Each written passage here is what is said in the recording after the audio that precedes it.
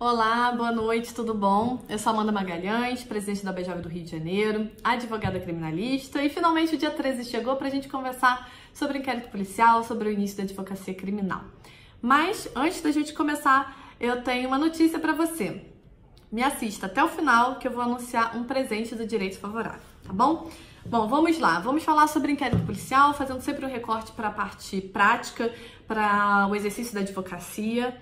E eu já inicio com um conselho que é se debruçar sobre a matéria, dar atenção ao inquérito policial, porque muito embora ele seja um procedimento que por vezes, uma matéria que por vezes é menosprezada, é diminuída, é considerada menos complexa e por isso não exige tanto estudo, eu discordo porque o inquérito muito bem construído, muito bem monitorado, ele traz resultados excelentes, seja você advogado do suposto autor do fato, seja você o advogado da suposta vítima. Ok? Eu vou começar conceituando o inquérito policial, porque eu acredito que ao conceituar a gente vai conseguir chegar na essência do inquérito, e essa essência vai nos ajudar não apenas no conteúdo teórico, mas para a gente enxergar o porquê do inquérito ser como é e como a gente pode atuar nessa fase, tá bom? Eu não vou esgotar o tema. É um tema que não é complexo, mas é um tema que tem muitos detalhes.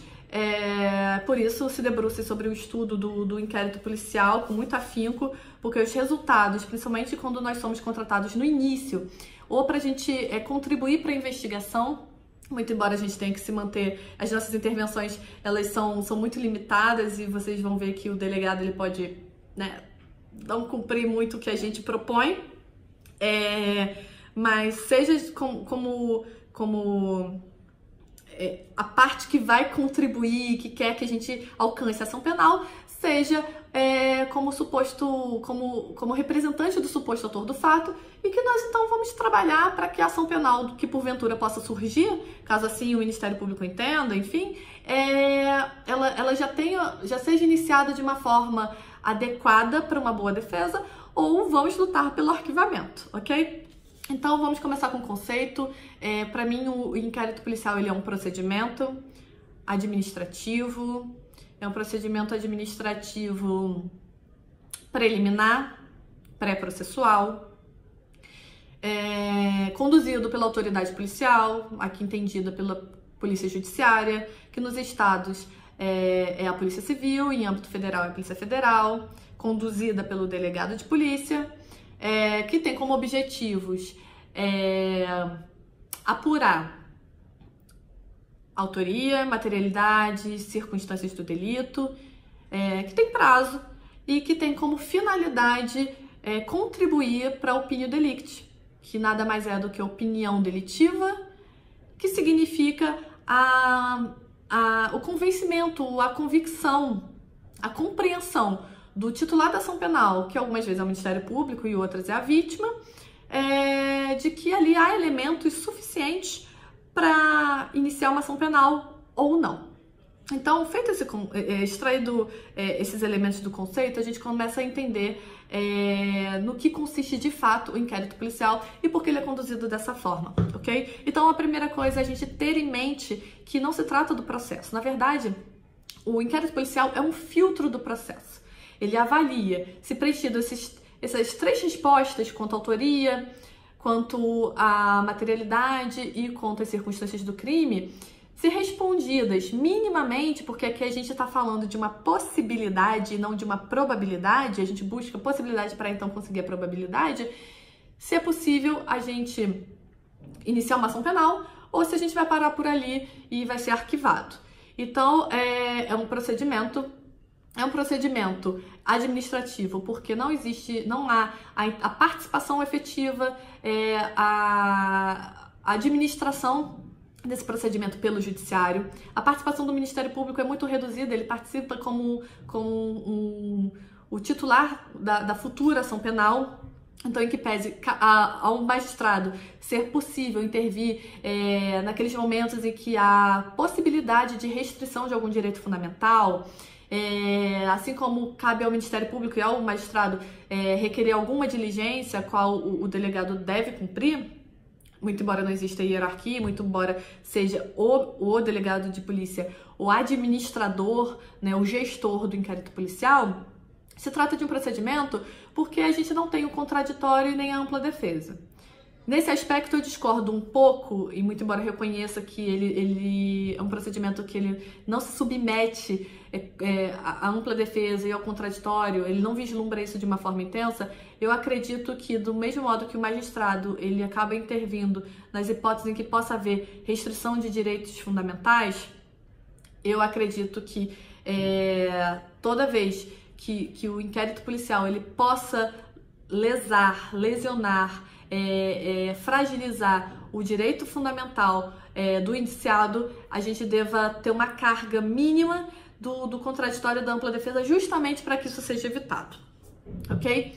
Bom, então é um procedimento administrativo porque é conduzido pelo delegado de polícia, é pré-processual porque ele antecede o processo, porque o processo, na verdade, ele é iniciado a partir de uma ação penal, e a ação penal, para ser iniciada, ela tem que, o Ministério Público, o ofendido, na verdade, os autores, os titulares da ação penal, eles têm que ter esses fundamentos mínimos, uma justa causa a justificar uma ação penal e não um pedido de arquivamento, como pode acontecer pelo Ministério Público, se manifestar pelo arquivamento, solicitar ao magistrado e o magistrado conceder, caso esses requisitos eles não estejam, mesmo que de uma forma superficial, que é o que se espera, atendidos. Então, é um procedimento administrativo pré-processual, mesmo porque ele é o filtro que pode ensejar ou não o processo. Ele é inquisitivo exatamente por essa estrutura, nós não temos o contraditório e a ampla defesa em sua essência e sua magnitude, então, e a gestão é feita pelo delegado. Então, ele é inquisitivo, ele não é acusatório. Como eu disse, esse atual do delegado, ele também revela uma outra característica, que é a discricionariedade. Cabe ao delegado conduzir como achar mais adequado a sequência de atos. Cabe a ele atentar para os requerimentos do magistrado e do Ministério Público, mas ele nem sempre vai atentar e cabe a ele, de forma discricionária, atentar ou não para os requerimentos, eventuais requerimentos do ofendido e do próprio suposto autor do fato. Isso é a discricionariedade. Ele não pode abrir mão nunca da realização do auto de exame de corpo de delito nos delitos que deixam vestígio, porque é fundamental para que o inquérito prossiga, senão, de fato, não podemos falar em materialidade sequer das circunstâncias do delito. Ok?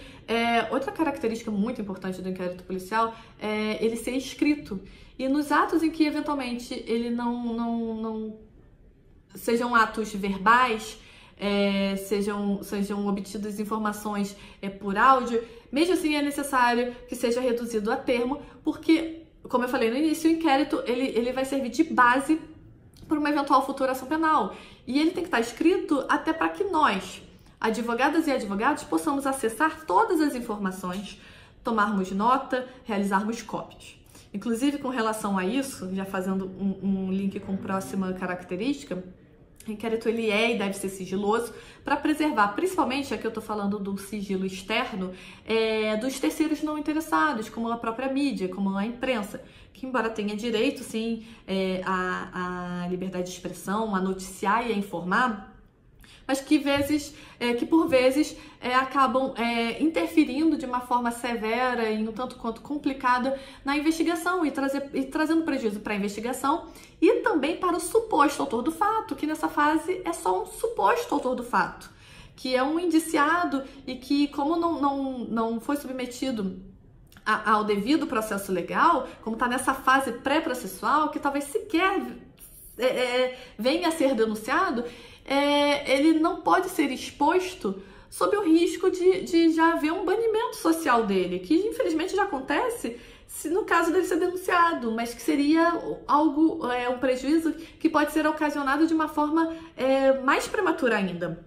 Então, esse inquérito ele tem que ser escrito, para que todos tenhamos acesso a todas as informações que estão sendo produzidas e a gente verificar a legalidade, os atos que estão sendo praticados, quais as diligências que estão sendo feitas, quanto tem que ser sigiloso, o sigilo absoluto para terceiros, que é o sigilo externo, e o sigilo relativo, o sigilo interno, para as partes daquele processo, as pessoas que estão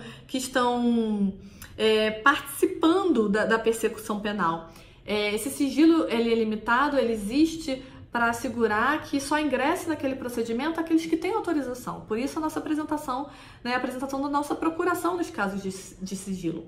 Mas esse sigilo ele é mitigado, esse sigilo é relativo porque cabe a nós, cabe à defesa ter acesso às informações, mesmo que através da procuração, e isso não pode comprometer em absoluto o exercício da nossa advocacia, o exercício da defesa.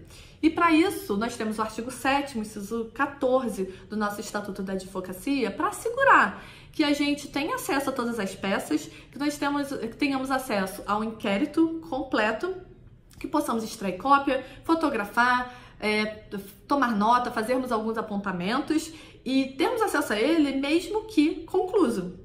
Tá? E além do artigo 7º do nosso Estatuto, lembrando que isso é prerrogativa nossa, por isso consta no Estatuto, nossa lei federal, nós temos também, nós podemos socorrer da súmula vinculante 14, ok? Por isso, no caso de negativa de acesso ao inquérito policial, mesmo com uma procuração, e nos casos em que não há sigilo, sem independente da procuração, cabe sim uma reclamação e cabe sim o mandado de segurança. São os instrumentos necessários, ok? Voltando para as características do inquérito, ele também e é muito curioso porque eu falo das características e a gente sempre faz um link, pelo menos eu sinto dessa forma, com o conceito. Ele é unidirecional. Isso significa o quê? Que ele é destinado ao titular da ação, ele tem uma única direção. O inquérito ele é uma sequência de atos que se inicia com a notícia de um crime, ou porque a autoridade policial apurou de ofício e obteve a notícia de um crime e vem fazendo essa sequência de atos até chegar, né, ao relatório, que é o final do inquérito policial, e aí se manifestar pelo arquivamento ou pelo início de uma ação penal, que vai caber ao Ministério Público decidir sobre essas hipóteses e informar o juízo, que também vai promover o arquivamento ou não. Ou a notícia ela vem através do próprio Ministério Público, que pode pedir para instaurar imediatamente o inquérito policial, ou através de um particular, uma pessoa qualquer, isso nos crimes de ação penal pública, e aí é necessário que o inquérito se inicie.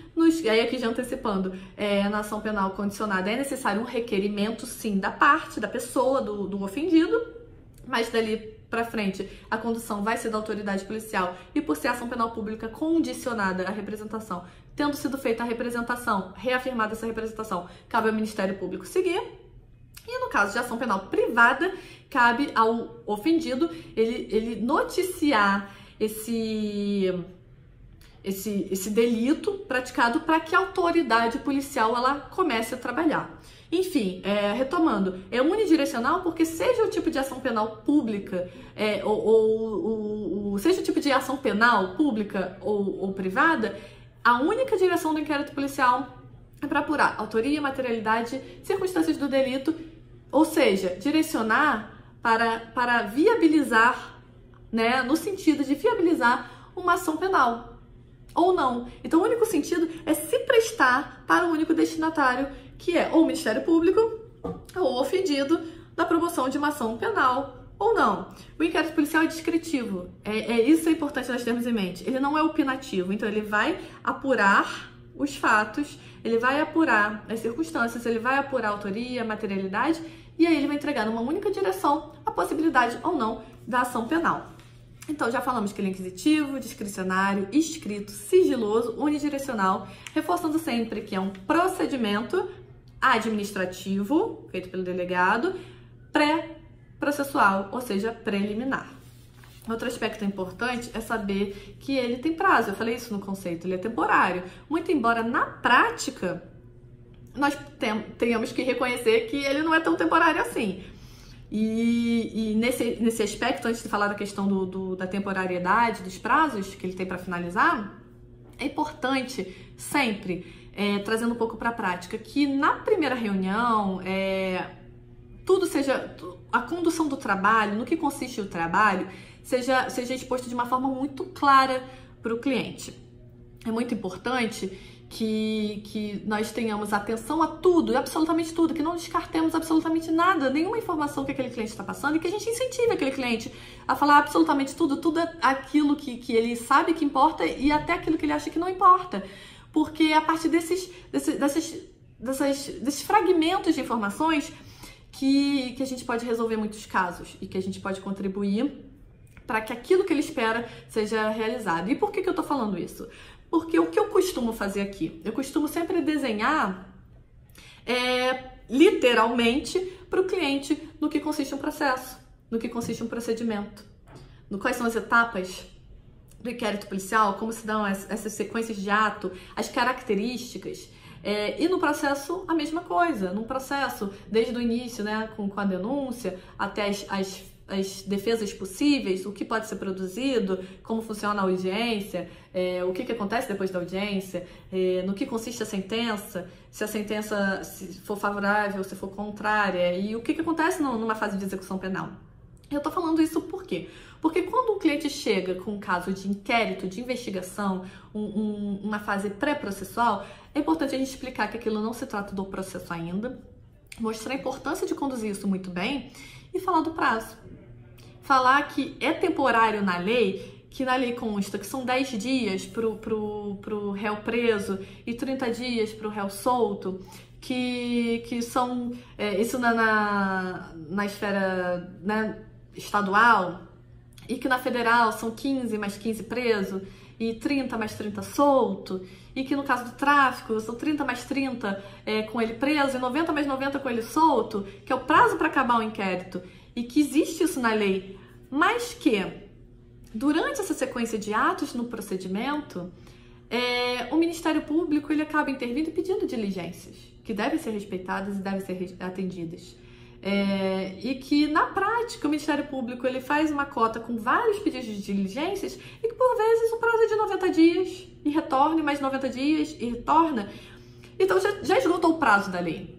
Então o inquérito ele tem que ser sim temporário, porque não é possível que o inquérito seja ad eterno. Não é possível porque isso causa prejuízo. O indiciado ele pode estar solto, mas eu costumo dizer que o direito penal é a parte mais sensível do direito. E que aquela pessoa, ela precisa de respostas, que aquilo chegue ao fim, do mesmo modo que uma vítima, ela quer respostas.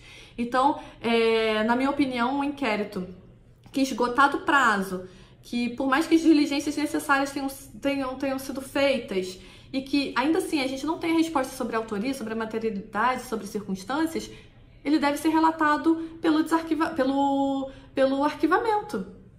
E que cabe ao Ministério Público reconhecer isso, remeter ao juiz e, de fato, reconhecer o arquivamento e não haver um deslinde processual.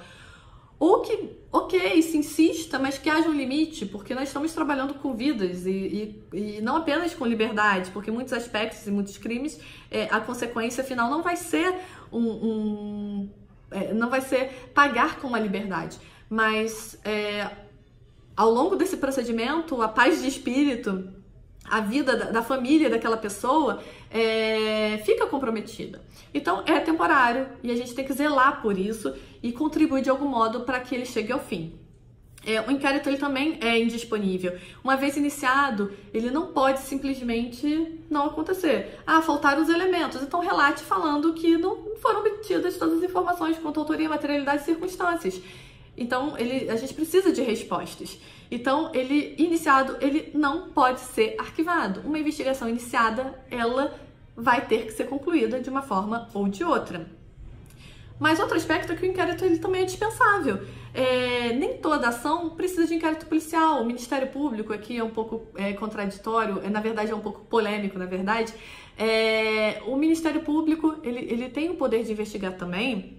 E por vezes, o Ministério Público já tendo os indícios de autoria, de materialidade e as circunstâncias do crime, ele mesmo, ele pode promover ação penal sem a necessidade do inquérito policial. Então, o Ministério Público, ele não é fiel, ele não precisa ser fiel ao inquérito policial.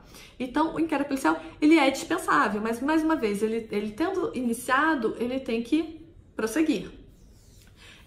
Agora, com relação ao valor probatório, gente.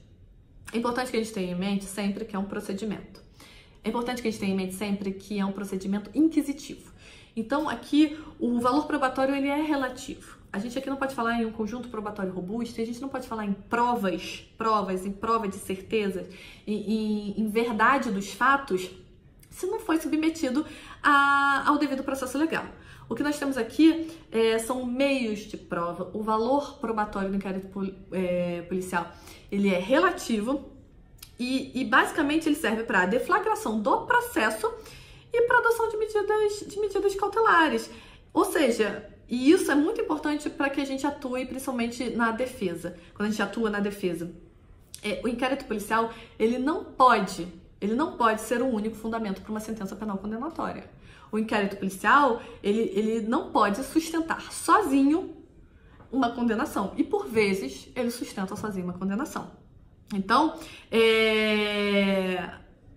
mais uma vez, os elementos do inquérito policial, eles foram colhidos de forma inquisitiva. E o processo não pode se apropriar disso como verdade absoluta para ensejar uma condenação. Mas, ao mesmo tempo, nós temos que reconhecer que existem elementos que são migratórios, que eles são obtidos e realizados na fase de inquérito policial de forma inquisitiva, mas que eles precisam migrar para o processo. E, a título de exemplo, nós temos as provas irrepetíveis e as provas cautelares. O que acontece? As provas irrepetíveis são aquelas que são de iminente perecimento, que se não são feitas naquele momento e aproveitadas no processo, de fato não vai haver prova, não vai haver indícios de autoria e de materialidade. Um exemplo é o bafômetro. Quando aquela pessoa é submetida àquele exame que foi realizado na fase de inquérito, ele deve ser sim aproveitado no processo penal. Agora, esse meio de prova, essa prova irrepetível, esse elemento que tem um valor probatório relativo, como eu disse, ele é relativo. Como ele foi obtido numa fase inquisitiva, ele vai poder sim ser levado para o processo, mas ele vai ter sim que ser submetido ao crivo do contraditório da ampla defesa. Como eu disse, também temos as provas cautelares. Aqui a gente tem como exemplo a interceptação. Essas provas cautelares elas são urgentes e são necessárias. Se elas não forem obtidas naquele momento e se elas não forem levadas, se elas não migrarem para a fase processual, de novo, nós não teremos a justa causa para a ação penal e não teremos elementos para conduzir essa ação penal. Ainda nesse aspecto, é importante a gente falar sobre os vícios e irregularidades do inquérito policial. O STF e o STJ, eles entendem que os vícios do inquérito, eles estão adstritos a essa fase de investigação e que eles não contaminam o processo. Eu, particularmente, eu discordo, porque eu acredito que na medida em que uma ação penal ela é promovida em atenção, em observância a vários aspectos que são produzidos nessas sequências de atos do inquérito policial, ou seja, se a justa causa para uma ação penal ela é extraída daqueles elementos, se esses elementos eles estão viciados, se existem irregularidades na produção desses elementos, eu considero sim que essa ação penal ela está comprometida e todo o processo e está passível de nulidade, tá? De ser declarado nulo. Não deve prosseguir, ok? Não pode ser utilizado no processo. Então, já caminhando para a conclusão, nós temos que o início do inquérito policial ele é feito através da notícia crime, pode ser de ofício pela própria polícia e ele é formalmente instaurado nas ações penais de ação pública através da notícia do crime. Nas ações privadas, deve haver sim um requerimento do ofendido e nas ações penais públicas condicionadas é necessário fazer essa representação, a ação penal pública condicionada à representação. Uma observação: nos crimes de menor potencial ofensivo, que devem ser entendidos como todas as contravenções penais e os crimes cuja pena máxima é de até 2 anos, eles não são conduzidos, o procedimento, na verdade, é um termo circunstanciado e não um inquérito policial. Portanto, assumiram um caso, verificaram que se trata de uma contravenção penal, deve ser feito um termo circunstanciado, que é uma modalidade muito mais simples, muito resumida e quase imediata, em que é feito um relatório bem breve e submetido ao juízo de uma forma quase que imediata, com o compromisso daquela pessoa, daquele suposto autor do fato, de já comparecer a uma audiência preliminar, ok? Então, até 2 anos, crime de menor potencial ofensivo. Com todas as contravenções penais também são crimes de menor potencial ofensivo e, portanto, elas estão abrangidas nessa categoria de delitos que devem ser submetidos nessa fase pré-processual a um procedimento que é o termo que consiste unicamente no termo circunstanciado, super fininho, super limitado, resumido e que é encaminhado quase que imediatamente para o judiciário, ok? Esses são os atos de iniciação. Os atos de desenvolvimento. Então, a partir da notícia crime pela Polícia Judiciária, que eu já expliquei para vocês, que é a Polícia Civil ou a Polícia Federal, vai instaurar o inquérito e no decorrer vão ser praticados inúmeros atos. Esses atos estão no artigo 6º do CPP e tem como finalidade a obtenção do opinião delicti. A conclusão do inquérito policial, ele chega ao fim quando o delegado ele faz o relatório, ele relata diante do que ele obteve, da autoria, materialidade e circunstâncias, e ele se manifesta, ele opina sobre o arquivamento ou sobre o início de uma ação penal. É muito importante vocês terem em mente que a opinião do delegado, no final das contas, não importa. Isso vai servir de elemento para que o titular da ação penal decida. Então, o que acontece? Se o delegado de polícia ele se manifestar pelo arquivamento, não necessariamente o promotor de justiça vai acatar. Do mesmo modo que muitas vezes o delegado vai enxergar ali já a possibilidade de uma ação penal, que é muito mais difícil, e o Ministério Público ele pode simplesmente não querer denunciar e se manifestar pelo arquivamento. Ok? Então, estando o inquérito devidamente instruído, o Ministério Público ele vai denunciar dentro do prazo, que consta no artigo 46. É importante destacar que as conclusões do delegado, como eu disse, elas não vinculam, tá? E outra observação fundamental, a decretação, eu já falei de uma forma mais simplificada, mas a decretação do arquivamento, ela é feita pelo juiz, mas ela é feita a pedido do Ministério Público, porque é o titular, e é quem vai apreciar se as conclusões do delegado, elas servem ou não para embasar uma ação penal ou um arquivamento.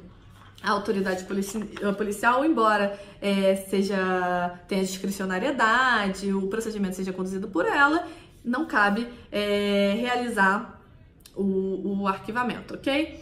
E a decisão que decreta o arquivamento, ela não transita em julgado. Significa o quê?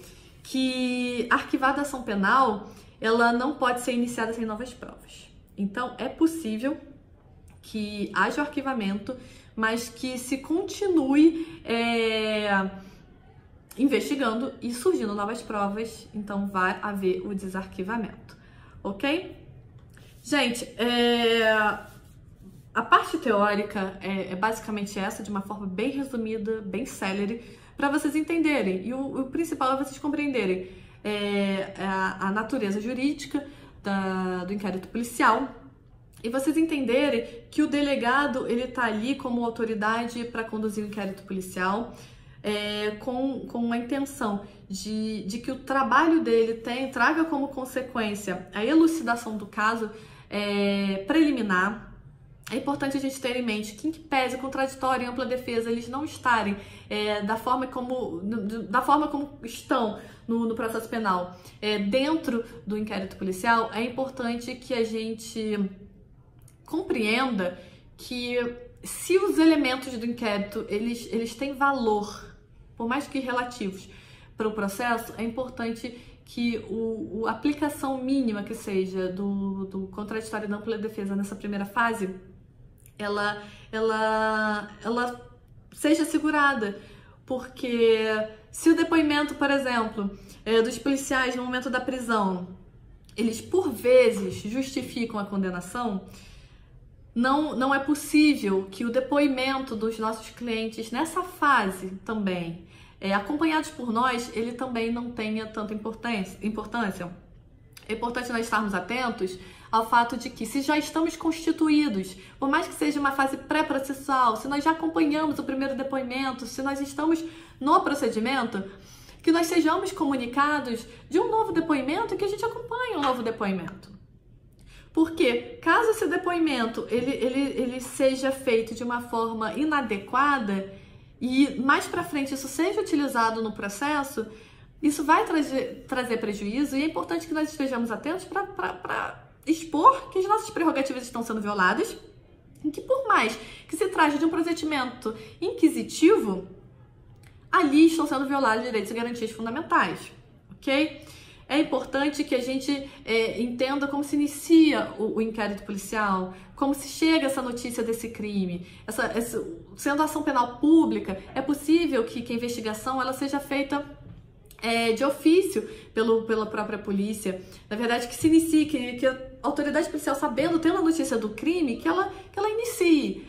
Mas no caso do crime de ação penal privada, é importante que a gente dê esse primeiro passo e que, principalmente nessas hipóteses, a gente fiscalize e monitore juntos, respeitando a atribuição do delegado, respeitando a discricionariedade dele, mas mostrando, inclusive para o cliente, que estamos ali trabalhando em conjunto, seja pelo arquivamento, seja pela ação penal, ok? Assim como todo caso, seja uma prisão em flagrante, seja um processo já em fase de recurso, seja nessa fase inicial, é fundamental que a gente mantenha um diálogo ativo, constante com os clientes, que a gente seja claro, que a gente não se comprometa com o resultado, porque ele não depende apenas de nós, mas que a gente se comprometa com o empenho, que a gente dê feedbacks, porque os clientes eles ficam ansiosos na expectativa de respostas. Que a gente, de fato, desenhe o que está acontecendo, porque eles não são obrigados a entender absolutamente tudo. Que sejamos claros, que mostremos, e eu faço muito isso, eu acho muito importante, que a gente mostre para aquela pessoa que aquele problema, ele não é grande só para ela, e que a gente está tomando para nós mesmos aquele problema para a gente tentar resolver e tentar auxiliar ao máximo, por mais que a gente só possa se comprometer com o empenho e não com o resultado. Sejam atenciosos, sejam claros, sejam honestos, sejam incansáveis. Estudem muito. A ideia desse vídeo foi falar de uma forma rápida sobre pontos fundamentais do inquérito policial, para vocês entenderem como ele inicia, como ele segue, como ele finaliza, no que ele consiste e, na minha opinião, pegar esse conceito e seguir com esse conceito é a parte fundamental do inquérito para entender que ele foi iniciado com uma portaria e que quem conduz é um delegado e que a autoridade policial é que conduz e que a polícia judiciária ela é composta tanto pela polícia civil quanto pela polícia federal, que ela é judiciária porque ela está ali para auxiliar o judiciário, mas que o judiciário nessa fase ele não intervém tanto. Então, é muito... A aula, né? Não é uma aula, esse bate-papo foi principalmente para isso, para trazer alguns aspectos por alto, para vocês terem ainda mais vontade, para esclarecer algumas dúvidas, para vocês se familiarizarem, para vocês entenderem a importância do inquérito e principalmente para vocês entenderem a importância de estudar essa fase, que, como eu disse no início, ela é fundamental para que a gente consiga fazer uma boa defesa e para que a gente consiga fazer uma boa atuação. Eu quero agradecer muito a vocês pelos quase 40 minutos de companhia. Foi breve, mas eu espero que eu tenha incentivado a vocês a estudar e a caminhar pela advocacia criminal. O início da advocacia é muito difícil, é muito árduo. Toda vez que a gente apresenta a nossa carteira e que o número é um número grande, os olhares digamos, de preconceito, de indiferença, de menosprezo acontecem de fato. Esse é só mais um dos nossos desafios, mas o que eu costumo dizer é que tem espaço para todo mundo. Cabe a você estudar, inovar, se comprometer, ser ético, conhecer suas prerrogativas, que o sucesso ele vem com muito trabalho e muita dedicação. Bom, não menosprezem o inquérito policial, estudem e sempre estimulem os clientes para que a contratação venha desde o início, porque a partir do início, a gente conduzindo de forma atenta, com atenção, com carinho, com comprometimento, o resultado é muito melhor.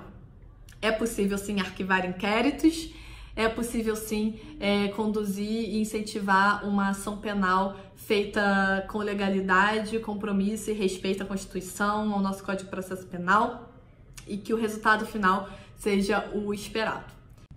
Vamos ao presente? Já estão abertas as inscrições para o curso online Audiência Trabalhista na Prática, com o juiz do trabalho e 2 experientes advogados trabalhistas. Utilize o meu código promocional AMANDA e ganhe 25% de desconto. Mas olha, esse código só é válido até o dia 31 de agosto, então não perca! Acesse www.cursodireitofavorável.com.br. Está imperdível.